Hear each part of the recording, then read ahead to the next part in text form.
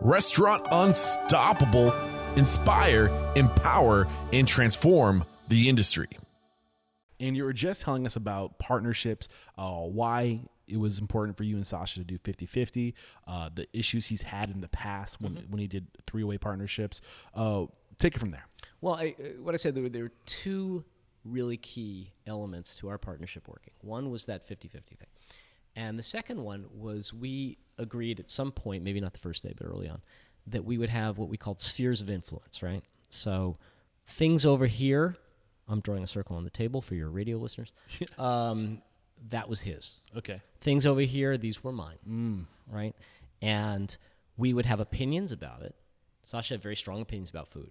I mean, he's a great cook. His taste buds are fantastic. I mean, he's really good with food. So he had strong opinions about food, but food was mine. I have opinions about restaurant layout and design, right? I mean, I care about it, but that was his.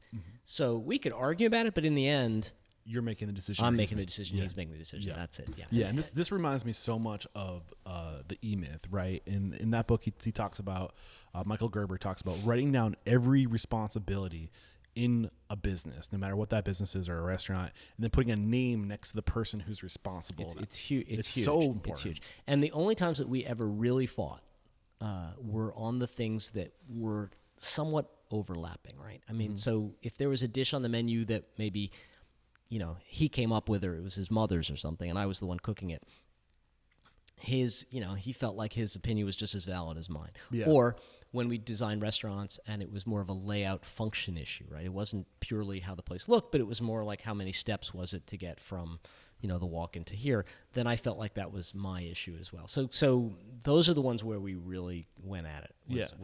Was places where it wasn't clearly defined whose responsibility was. So from day one, when you guys first started visioning, first started driving around, having, tasting restaurants in New York City, trying to find out exactly what you want to do, was the vision always to scale? What was the vision from day one? Where did you guys want to take this thing? We just wanted a job. You just wanted a job. I just wanted a job. Yeah. What were the first, reflecting back at those early years, you already talked about staying in your lanes, dividing and conquering, respecting each other's, responsibilities.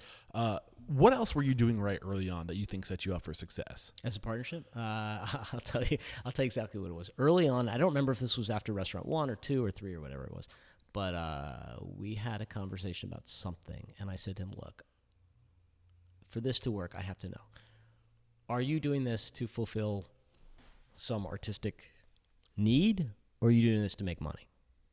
And he said, make money. And I said, okay, great. So we're both doing this for the same reason. That's a good thing, because where you really have problems with partnerships is where they don't agree on that. Yeah.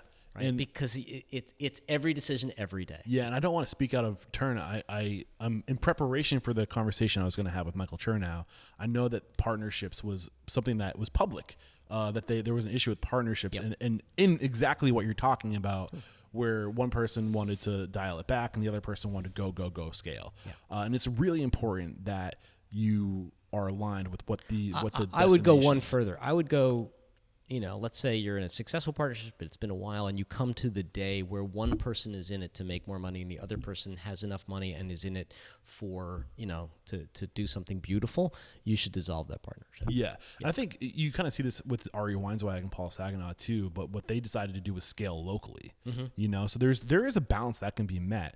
When I mean by scale locally is they took that Zingerman's school of business, that thought of business, and just recreated that philosophy, those core values in different businesses. So there's ways you can find balance if you want to scale and stay local or whatever it is you're trying to do. Right. But not to digress. Sorry. No, but this becomes everyone's issue all the time, right? I mean, I can't tell you how many people say, "Hey, I want to do what you do. I want to have this big national empire. I want to sell it for lots of money. Blah blah blah."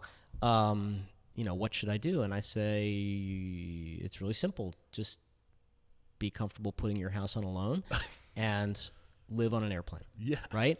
If you can do those two things, and you just see their eyes glaze over. They're like, really I don't want to do that. Yeah, it's like, exactly. Okay, that's fine. And there's no reason why you should. Yeah. But you asked me a question, and that's the answer. That's the answer. Yeah. If you're okay with those things, then great.